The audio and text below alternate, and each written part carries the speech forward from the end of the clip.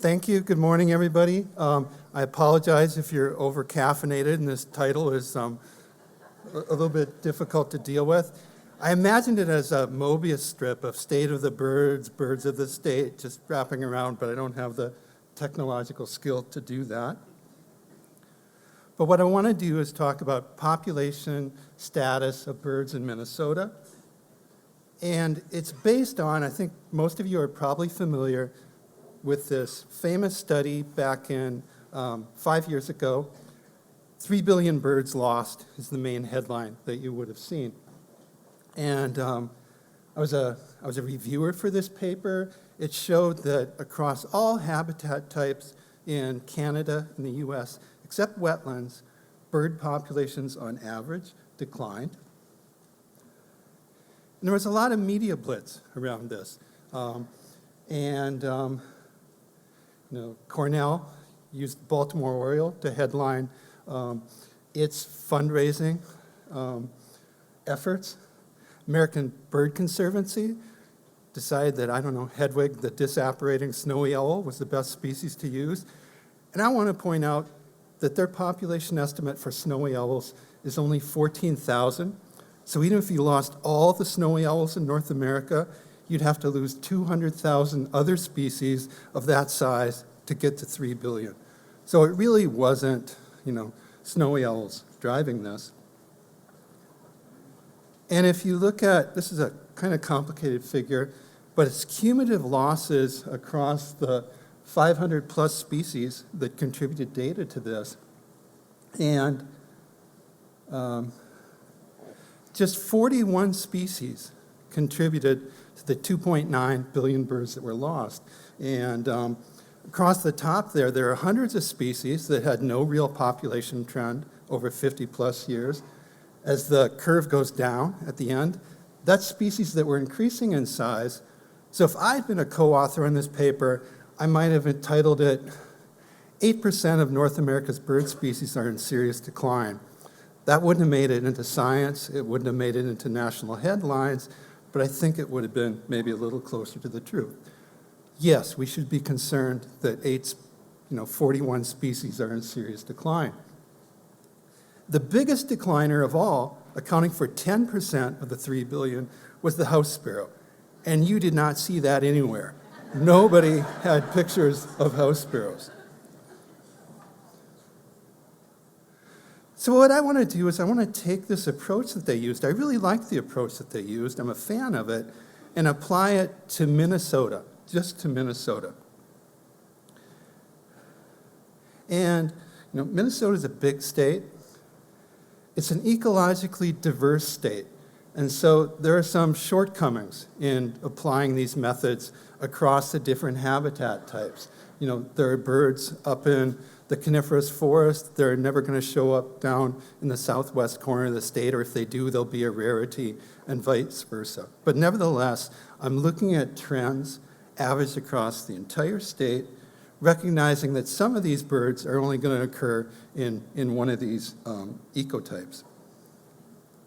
And the other thing I'll point out is that birds really don't give a damn about state borders or national borders. If we care about boreal forest birds in Minnesota, we need to pay attention to what's happening in Ontario as well. If we care about grassland birds, what's happening in Iowa and the Dakotas matters as well. So the trend data that I'm presenting today come from the Breeding Bird Survey. And for the 3 billion birds paper, about 80% of the trend data also came from the Breeding Bird Survey. Each red dot on this map is a Breeding Bird Survey route. And they're roadside routes, so you'll notice that they peter out as you go way north into Canada because there are no roads up there. And in Minnesota, these are the routes that are part of the Breeding Bird Survey. Each one is 25 miles long. They're conducted one time annually in May, and they try to pick a time period when most birds are active, but clearly you can't pick one time of the year that's optimal for surveying everything. Dick Sissels really haven't showed up yet, and things like that. Whoever's doing the survey stops their vehicle every half mile, gets out of the car, counts all the birds they see or hear within a quarter mile, and that's summed over 50 stops, and that's what represents the breeding bird survey. So here's the breeding bird survey data for American kestrels in Minnesota. And it goes back to 1967, and you can look at that trend and say, wow, kestrels are declining a lot. If I ask you to try to fit a straight line that best describes the pattern in these data, the models are more complicated than fitting a straight line, but they do provide a trend. You might draw that as this best represents the trend in kestrels. If I ask you to draw the shallowest line that you could, that still stays within the confidence intervals in red, you might draw something like that. And if I ask you then to draw the steepest line you could, you might draw something like that. In the slides that come, you're going to see this uncertainty about the trend represented as a dot right there. That's the average trend. And the upper and lower uncertainty is the confidence interval, the line. So let's go from one species to 212 species of Minnesota birds for which there's enough data to reliably estimate trends based on the breeding bird survey in alphabetical order. And way over on the left there, I've got the American kestrel, and it's showing that that's a bird that's clearly declining. The confidence interval doesn't include 0, which would be no trend over 50 plus years. American white pelican is a species that's clearly increasing, although there's a fair bit of uncertainty about how quickly it's increasing. And if you think about how you see American pelicans when you're birding, you might see none or you might see a flock of 100, so there's a big uncertainty in the estimate, but they're clearly going up. And now in this slide, I'm showing 3 species about which either there's no trend. The Baltimore oriole, way over on the left, has a really solid estimate that's close to 0. Black-backed woodpeckers seem to be increasing, but there's a lot of uncertainty, and the uncertainty includes the possibility that they might actually be going down. And cerulean warblers are going down, the point estimate, but the uncertainty is enough that they might actually be going up. And so I'm going to focus on species about which we're certain they're going up or down, or at least accommodate the uncertainty when there's a lot of uncertainty in the trends. And across all of the species in North America, not in North America, in Minnesota, we've got 51 declining, 43 increasing, but the average trend across all 212 is up, a tiny little bit that's so close to 0, let's just call it moot and even. So who are the big gainers? Who are the big losers? That's always what I'm most interested in. So if we look at the top 10 gainers, way up on top, plus 13% per year, Eurasian collared doves and Canada geese. And if you're starting from nothing, it's pretty easy to gain 13% per year. I think, we maybe have about 6 Eurasian collared doves in Washington County that people can find regularly, and if that was 3 last year, that's a 100% increase year over year, but they're still not that common. Next up, house finches and wild turkeys, plus 10%. This one surprised me. Both of them surprised me, actually. Greater prairie chickens, up 9%. White-winged crossbills, up 9%. For prairie chickens, again, though, if you're starting from 0, it's easy to make really great progress. And then a bunch of species at plus 7% per year that I don't think there are any surprises here. In terms of top 10 losers, the ones as a conservationist I care more about, top of the list, western meadowlark, minus 7% per year. If you know the rule of 72 about time it takes for something to double or get cut in half, every 10 years we lost half of our western meadowlarks. And this survey's been going on for 6 decades. That's 6 halvings of western meadowlarks. Next tier, black terns and grasshopper sparrows at minus 6%. Red-headed woodpeckers, minus 5%. And a bunch of species at minus 4%. All of these are statistically significant declines.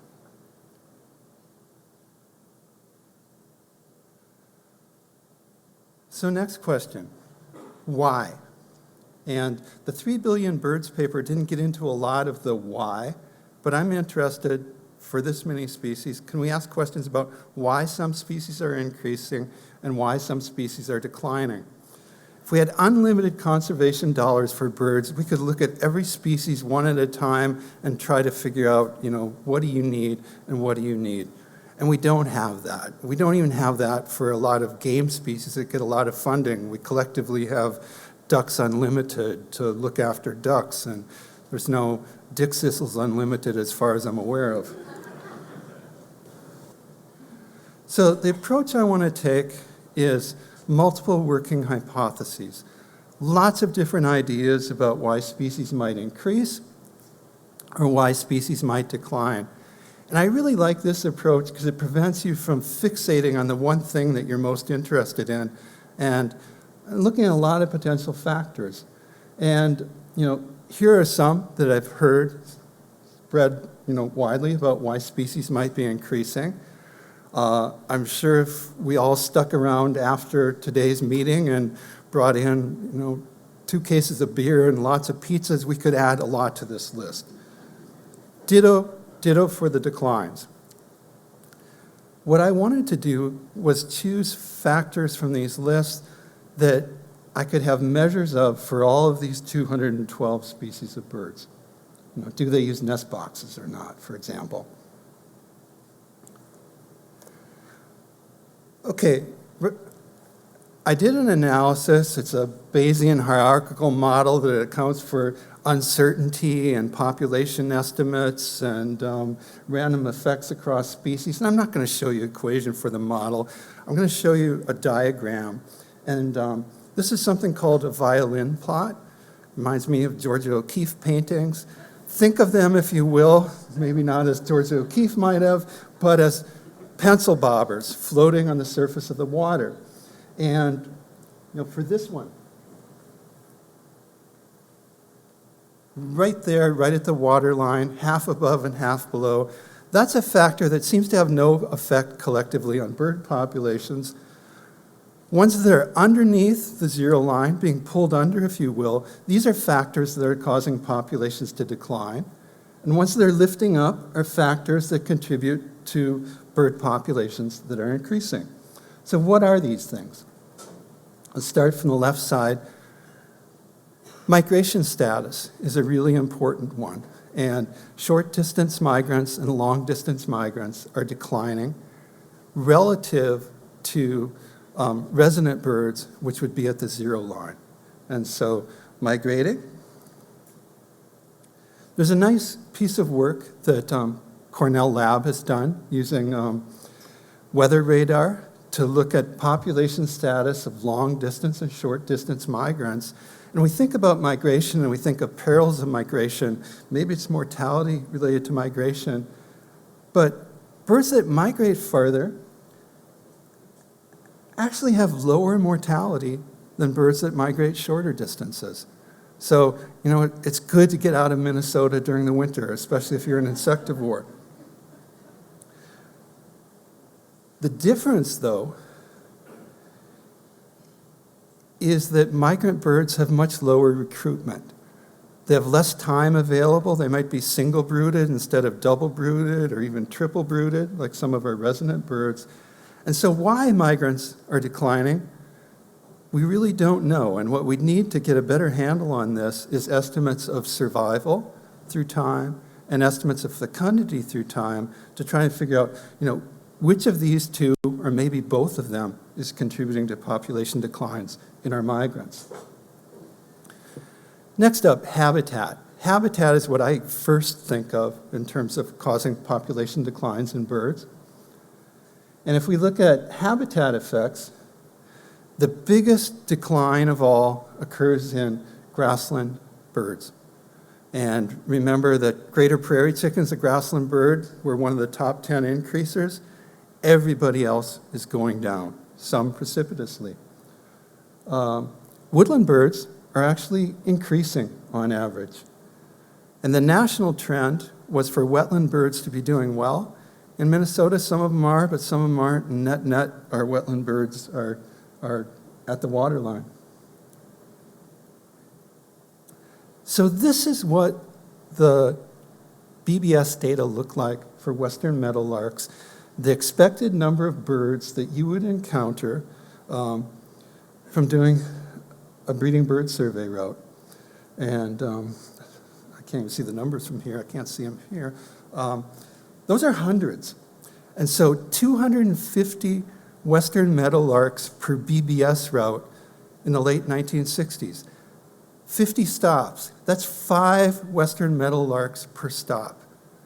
Now you're lucky if you see a western meadowlark on a lot of routes, period. That blows my mind. Remember that some of these routes would have been up in big bog country, and I presume would have seen no western meadowlarks. So down in western, southern part of the state, it must have been 10 meadowlarks per stop. I've had students work on grassland songbirds who haven't been able to analyze western meadowlarks because we don't encounter enough of them anymore. It's not because eastern meadowlarks have taken over either. They're not doing as badly, but they're not doing well. The most common reason I hear about declines of grassland birds is loss of habitat. But they estimate that we lost 95% plus of tallgrass prairie 100 years ago in Minnesota. So to me, that doesn't quite resonate as an explanation. And what I speculate on is that it's related to agricultural intensification. And then in diverse farms in the 60s and 70s, a lot of grassland birds could thrive, and less so now. And so this is an example of a study that points its finger at pesticide use in U.S. agriculture as being a better correlate of population declines than measures of habitat. I find it ironic that it took Canadian scientists to point out the problems in the U.S. too. Okay, other factors. Hunting. Hunted species are actually increasing. Ground nesters, going down a little bit. Fish-eating birds, going up.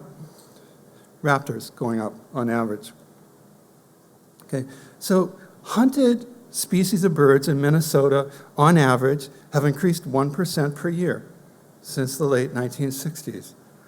I work with a lot of hunting groups. I would never want you to think that, wow, if we hunt twice as many, does that mean they'll go up by 2% per year? No, it doesn't mean that. I think what it means is that we've tended to take better care of hunted species. There's a lot of conservation funding that goes towards hunted species.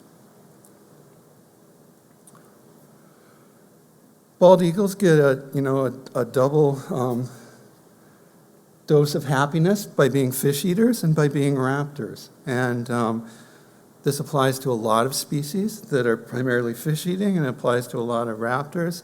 I think the best explanation for this is that the breeding bird survey started right about the time we banned DDT, that Rachel Carson had it right, and DDT tends to bioaccumulate in aquatic food chains. It bioaccumulates through food webs, and so if you eat fish, if you're a raptor, you would have been impacted more than other species. Okay, what about anthropogenic sources of mortality? And Tom Will here is a co-author on this paper. The big three are cats, windows, and road automobile mortality.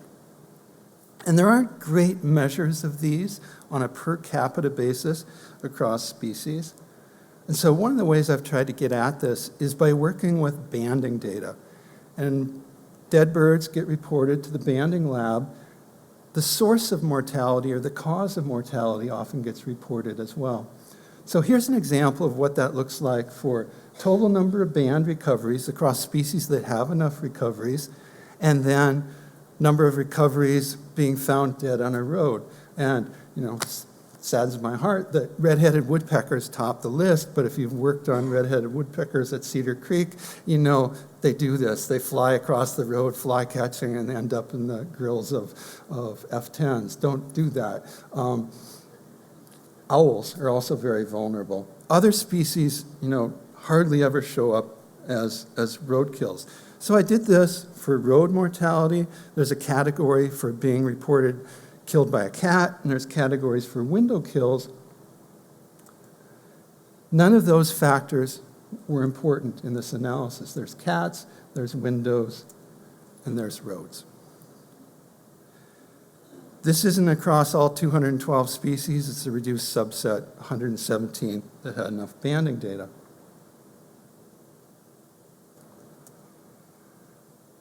So, what can we do to help Minnesota's birds? Here's what Cornell suggests as a checklist of things that anybody can do. I look at that list and I'm a little bit skeptical that it'll make big differences in terms of population change. And don't get me wrong, I think these are things that you should do at your own home, in your own backyard, to appreciate birds, to increase the size of your yard list. The one I'd say that I think might have an impact on populations at a statewide level is pesticides, but stopping use of pesticides in your own backyard won't be enough. This is something that's going to have to happen across U.S. agriculture broadly. Given that grassland birds are the group that's declining the most, I think the most important thing we can do conservation-wise is invest in grassland restoration. I guess that's not enough. We can't simply restore grasslands. We have to manage them as well, or as they become shrublands and woodlands through time. The bottom recommendation, watch birds, share what you see. That's something I think we can really make big contributions to.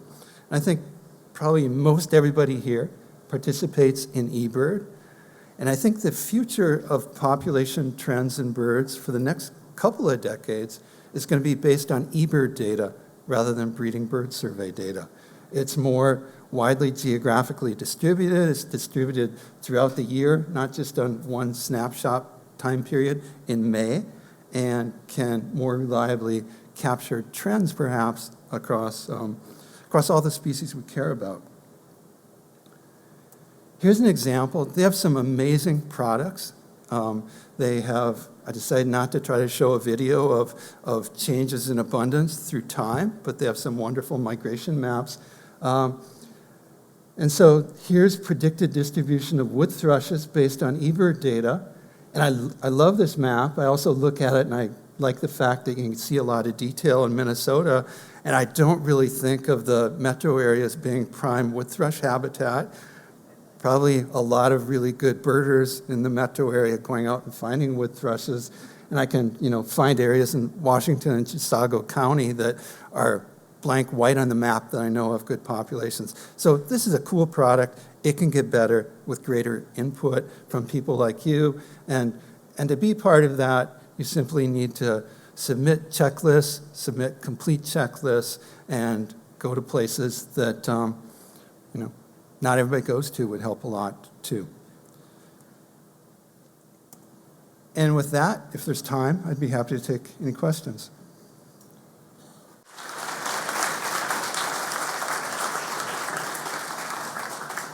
For folks with questions, please raise your hand and a microphone will find you. This was a great talk, and I appreciate all the information. Providence, there's about 150, 200 people here. Are you going to write it up to the moon? Or even a bigger audience?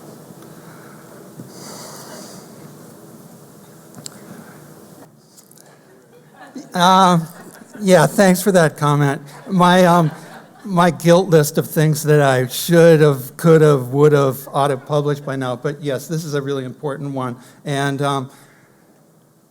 And there's factors that aren't included here. And I don't think that this is the final word. To me, it's an intention to spur people to disagree with me or agree with me, test other ideas, and keep pushing this. Question back here for you, Todd. Thank you. A question about agriculture, grasslands, making habitat better for birds. Is there any contribution that grasslands could make to agriculture? Or is it just inevitably a conflict between more lands being tilled, more farms, bigger farms? Is there any way we can bring the two together? I would hope that we can bring the two together and do a better job. Big grasslands are better than small grasslands, but grassland buffer strips around waterways would really help with pollution in the Minnesota River that becomes pollution in the Mississippi River that becomes dead zone in the Gulf. And so broadly, concerns like that. I would love to see more diverse agriculture than corn, soybean rotation. And, I'm delighted that we seem to have more oats. I think that's probably more bird friendly, but really I'd like to see more pasture and haylands.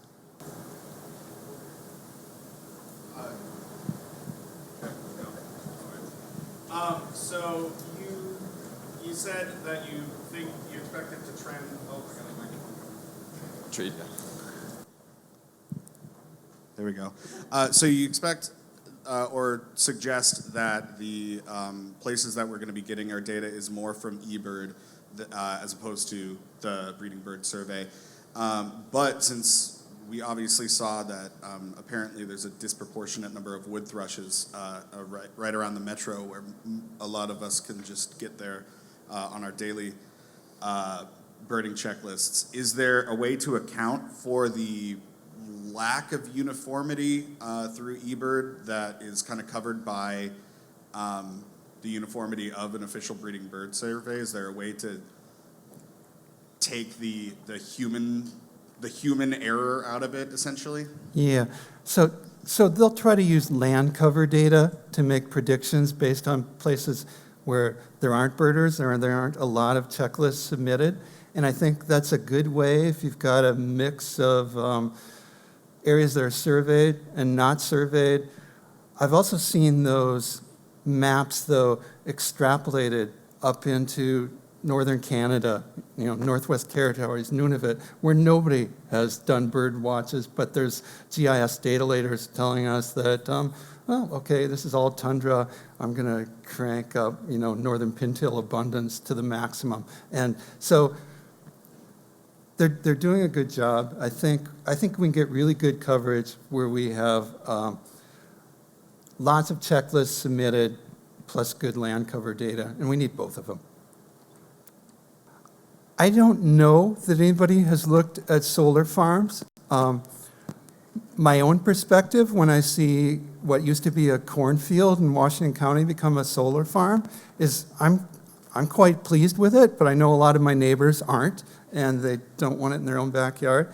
I think it can provide habitat in and amongst it, but I'm not aware of any direct assessments of the quality of habitat provided by solar farms.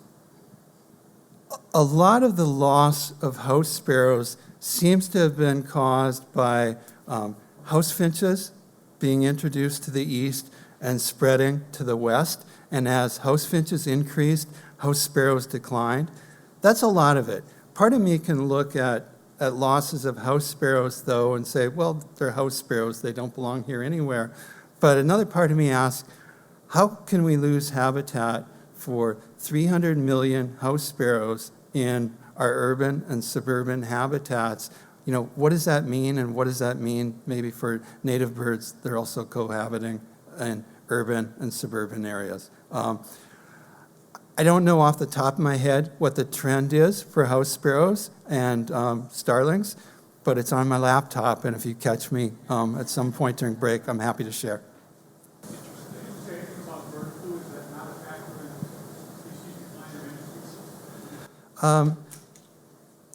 Bird flu was the question. And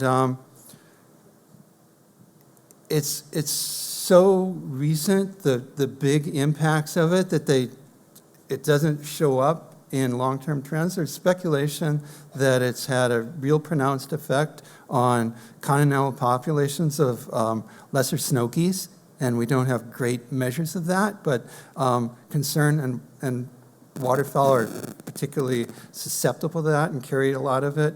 A better example, because it occurred longer ago, is West Nile virus spread eastward from east to west across the country. Some species were really vulnerable to West Nile virus, and you could use breeding bird survey data to just, for example, blue jays were very susceptible, and drops in blue jays moved westward across the continent from West Nile virus. So diseases, I would say, are something that deserves more attention in terms of study. And I didn't include it because there's not a database that quantifies vulnerability across all those species.